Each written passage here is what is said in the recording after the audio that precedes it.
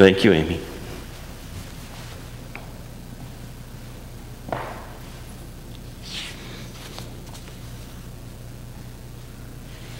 Everybody has faced fear sometime in their life, haven't you? Of course you have.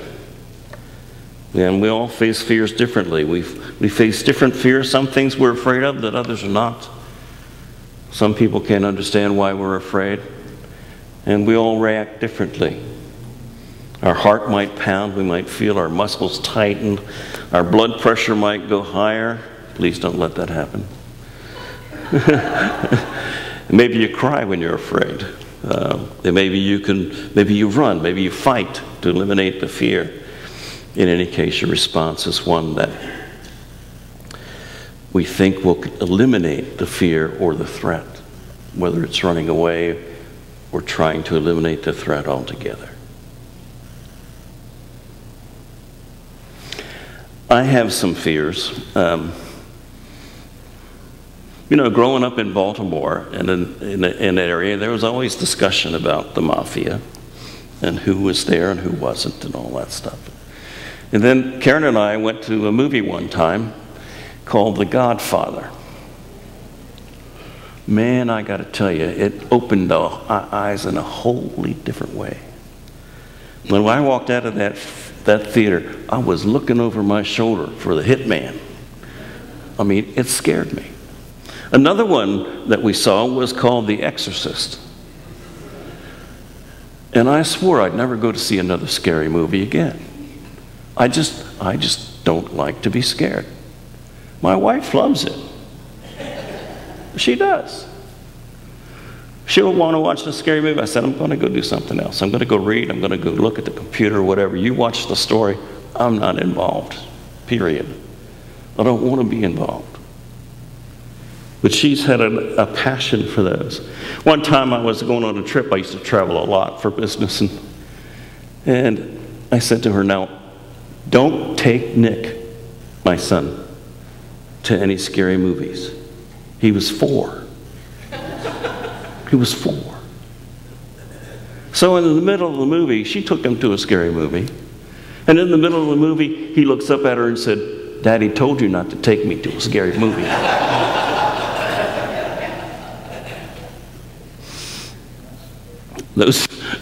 Those are the kinds of things that make us afraid. What about some other things, like getting a certified letter from the IRS? Oh, shoot. What did I do now? Well, Mr. Marsh, 10 years ago, you made a mistake.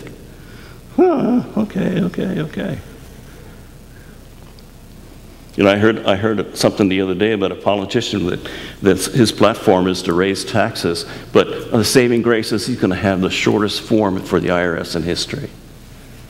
It's got 2 lines on it. The first one says, how much did you make? And the next one says, send it in. Hopefully that won't come to fruition. I hope it won't come to fruition. I have another story. My daughters, Olivia and Caitlin, are twins, identical twins. They're 3 minutes apart. And they have totally different approaches to things. They fear different things. We take them to the go-kart deal where there are these bales of straw around the cart. And so Olivia starts and she's going around the inside of the track very slowly. And Caitlin's going zip bang, zip bang. She hit every bale that was around the track because, she's just proceeding with abandon about what goes on. But then I had this experience with Olivia when she was 9. We'd moved to a new house and she said she wanted to help me cut the grass. I said, okay, you want to learn how to cut grass? That's great. And so I said, okay, start the lawnmower. No, Dad, it's going to hurt me. And I said, no, it's not going to hurt you. Just start the lawnmower. It's just a key. Just turn the key. It'll be great. No, it's going to hurt me.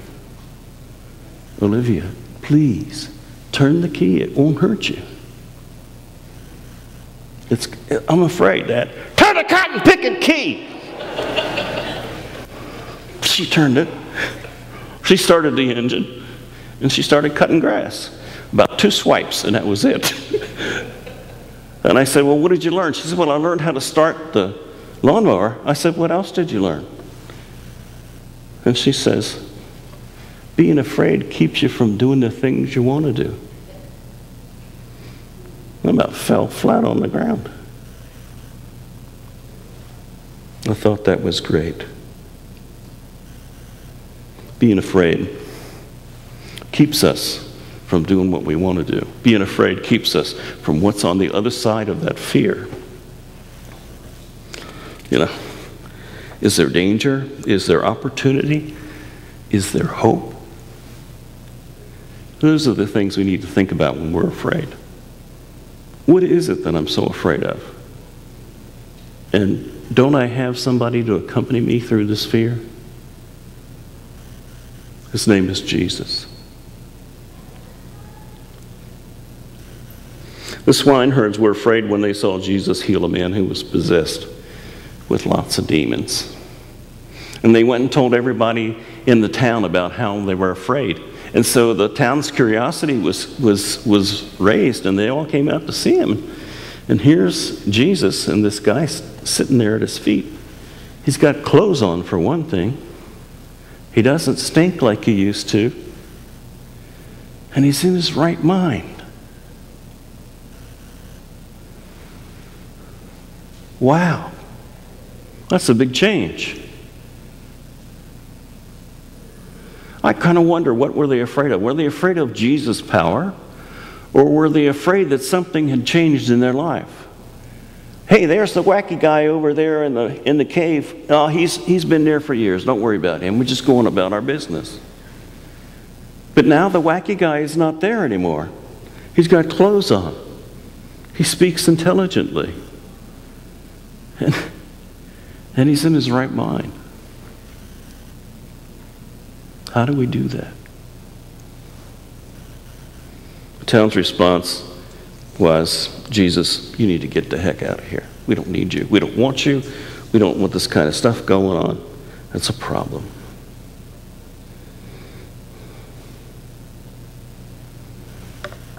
One thing that provides a dilemma for us, and maybe you might have understanding their fear, but because you and I have had indoctrination, we've had a lot of time to hear the words of Jesus. We've had people tell us about how Jesus' love is great, and what power he has, and how his benevolence is unexceeded.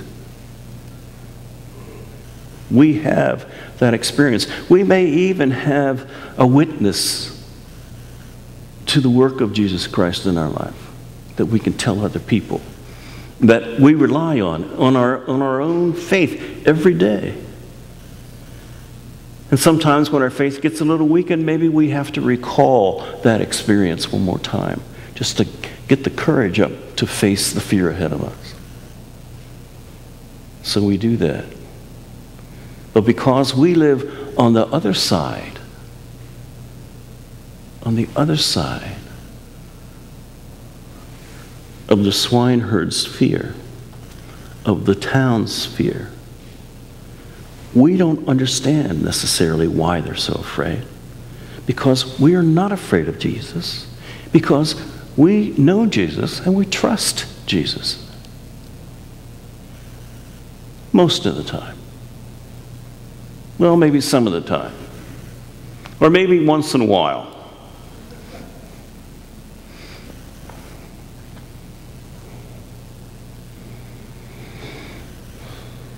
The thing that's interesting is that sometimes being afraid is good, sometimes fear keeps us safe, but Jesus will keep us safe too.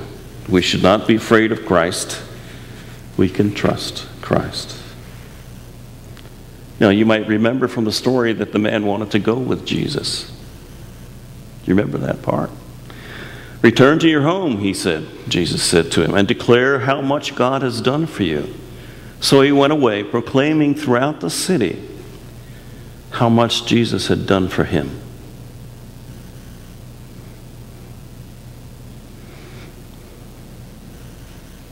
those man's wounds, his experience, had become a basis for his witness.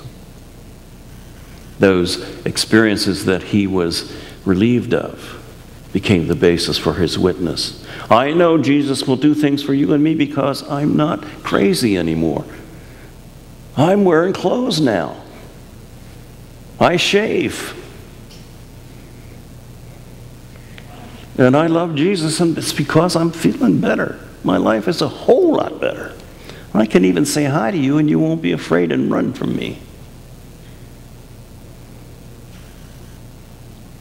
Do you see any parallels to this man anywhere in today's society?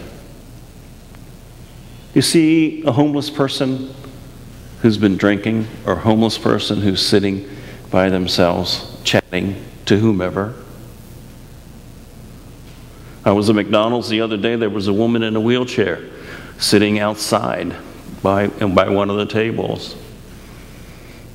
And she was yelling about something. I don't know what. And she was yelling to everybody that went by.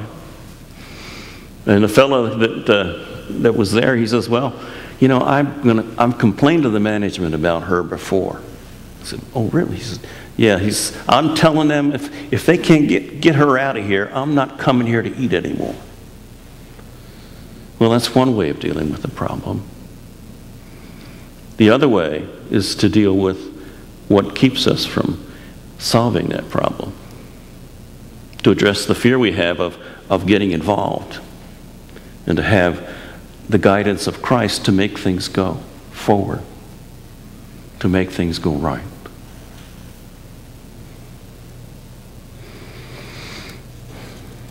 You know, the other thing that is fearful is that the gospel brings change. But let me put it another way. The gospel threatens change.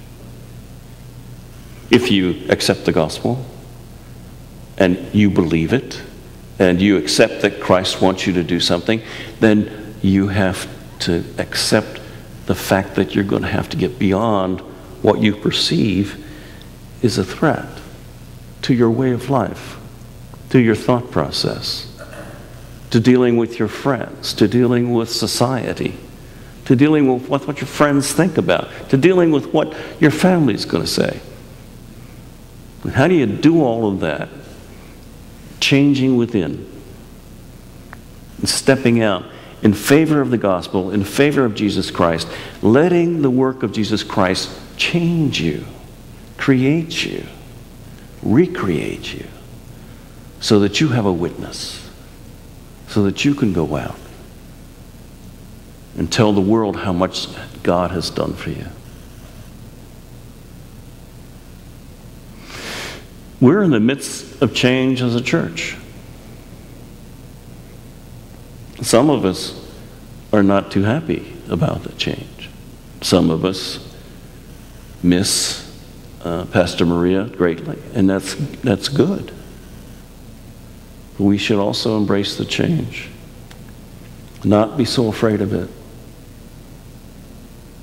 I have every confidence in the new pastor and the leadership of the church and the staff. This church is going to do well. And we don't need to be afraid.